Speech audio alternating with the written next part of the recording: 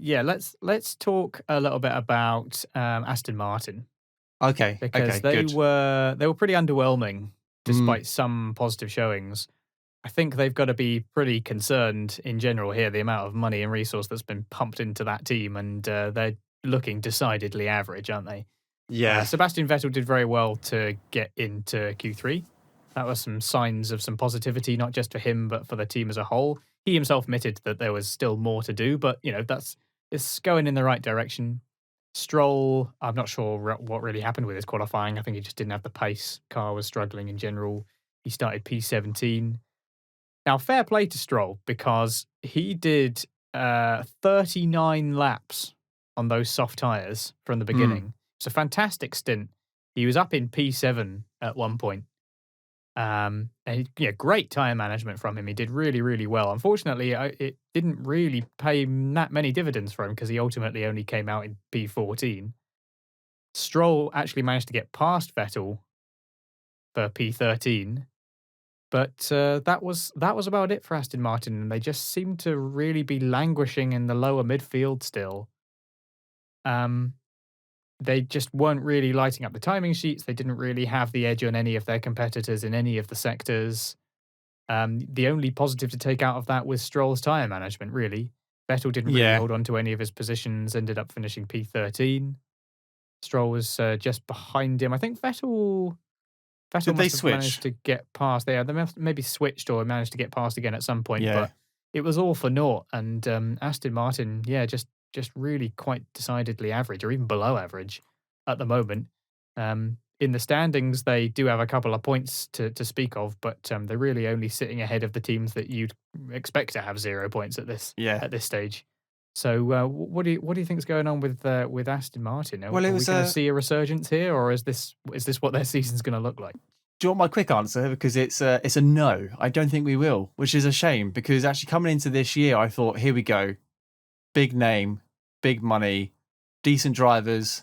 This could be a really promising year for Aston Martin, to the point where I was like, they might beat McLaren, and then I'm going to have to be all positive about this on the Mm. the just in Well, I case. said that they were going to be You big did, rivals. I was you like, "Oh, did. I'm concerned that it's going to be a big fight between these two." Mm. I'm not even worried about that now. I'm not Like, worried in the slightest. But I tell you what was interesting coming into this weekend, because I was luckily I had Friday, Saturday, Sunday off, so I enjoyed all 3 sessions of practice and all the qualifying sessions and the race live for the first time in what feels like months.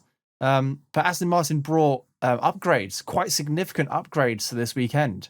Unfortunately, and they only brought one set of upgrades. And how it works in most teams is the driver with the most points gets those upgrades. It doesn't matter if your father owns the team or not, but that's just the way it is. So Lance received these upgrades from the factory. They were scheduled for for next week for the Spanish Grand Prix, but actually they managed to bring them forward to the Portuguese Grand Prix, which is fantastic. It means that the people at home, people in the UK and the factory, are working really hard, consistently and constantly to get those parts out. And from what the media was saying, these parts were to equate to about half a second, and that's massive in terms of development. I'm not sure if that's come from Aston Martin themselves, but Sky mentioned it a couple of times, and I know BBC tweeted out an article about it. But half a second, and they gave it to Lance. So I was thinking, okay, this is going to be a real tough week for Sebastian Vettel because he's not only struggling in that new car, his teammates outperformed him twice already, and now he's going to have this ultimate upgrade package, which is going to absolutely wipe the floor, and people are going to think that Sebastian Vettel's dead in the water. Um, I mean, fortunately for Sebastian Vettel, it wasn't the case, but unfortunately for the team, it obviously wasn't the case. What they wanted, what they could have, well, ideally they would have loved to seen Lance in the top 10. Anything 10, 9, or 8 would have been a brilliant result for Aston Martin to get more points on the board, and Sebastian Vettel, following closely but surely behind.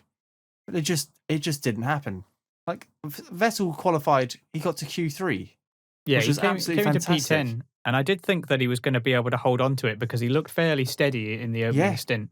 he I really also did. thought that it was going to be possible for Stroll to go long on those softs like he did, and when he pitted, maybe come out, P9, P10, something like that, to be able Mm. to take advantage of that. But I think that he maybe lost more time than they expected, maybe stayed out too long.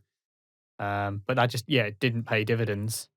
Well, I initially And thought because Lance was in P17. That's where he qualified, and I thought, hold on, Hmm. he's had a poor qualifying, but a bit like Daniel Ricciardo, he's going to come back through the grid with these new upgrades and give Aston Martin something positive to talk about. But it just didn't happen at all. Yeah, well, they've been complaining a little bit about the regulations, haven't they, Aston Martin? They're They not have happy indeed. that they've obviously copied Mercedes' homework, as it were, and but they've not quite been able to adapt to these regulations in the same way that Mercedes have. That Racing Point was really good last year, It was. but they've clearly suffered significantly, maybe more than anybody else, out of all these regulation changes. I think they're just going to have to, they're clearly just going to have to live with it and try and change something about the car, about the way it develops, all that downforce at the back of the car that's been lost. I don't really know exactly how they're going to deal with it, but it's looking like it's going to be a very painful year for Aston Martin, despite what looked like a fair amount of hype that surrounded the launch of that car. They had a pretty impressive looking launch. We did talk a little bit about it. Yep. But and they all said, didn't they all say, well, if it goes as fast as good as if it looks as good as it goes fast, or something like that, we'll be in for an excellent season. And it is a good looking car. It is a very good looking car, but it's just not very fast at the moment. But like you said, they've gone from heroes to zeros, really. Like you said, probably the biggest losers of the year so far, battling for the third place in the Constructors' Championship last year, and now running up the rear with a handful of points. It's a pretty drastic change. And Vettel's still yet to score, of course. Those 5 points are still courtesy of Stroll. So, I mean, fair play to Stroll. He really has come a long way, hasn't he? I mean, when he first started in the sport, people's opinion of him was somewhat similar to what people's opinion of Mazepin is now, is that, it's just, daddy's money's put him in the car and he's rubbish and, he's not very good. And Stroll didn't really distinguish himself that much. He was fortunate enough to stay out of trouble and get that podium in in Baku 2017 Baku. But otherwise, the opinion of him was very similar in the sense that, it was daddy's cash, basically, that it was putting him in there. But that second, he's really come a long way, hasn't he? Like last year did him definitely brilliant. Got it. Well, he was brilliant last year. He had some low points. Obviously, had COVID, and that really set him back. But he also scored. He was on the podium, so he's done a really good job, and people don't see him. Yeah. Not to mention that pole position. Where was that? Brazil?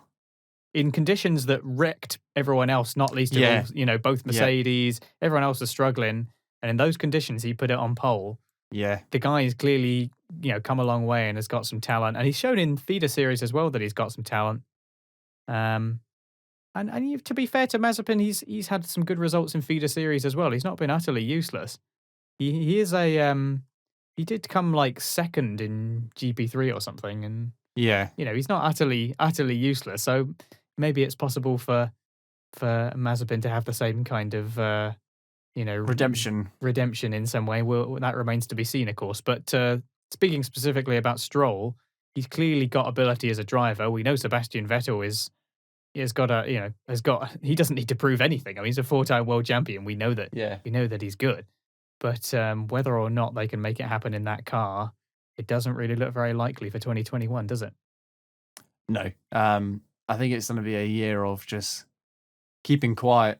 It's a good thing they didn't overpromise on the press launch, because this is where you'd be eating your words. They come from. I can't remember if they did make any promises. I seem to recall Andrew Green might have made. I'll have to dig out my notes for the Aston Martin launch. I'll have to see if I can find what they said about it. But yeah, they might be regretting making some of the decisions that they've made and the amount of money that's been pumped into it. I hate to think. Like you said, they've just copied Mercedes' homework, and now the marketing scheme's been changed. So they've copied the wrong car this year. They were mates with the adjudicator, and now he's gone on gardening leave, and they got somebody else in. Some temporary woman's come in, and she's gone, nope, not you this time. But yeah, poor showing from Aston Martin.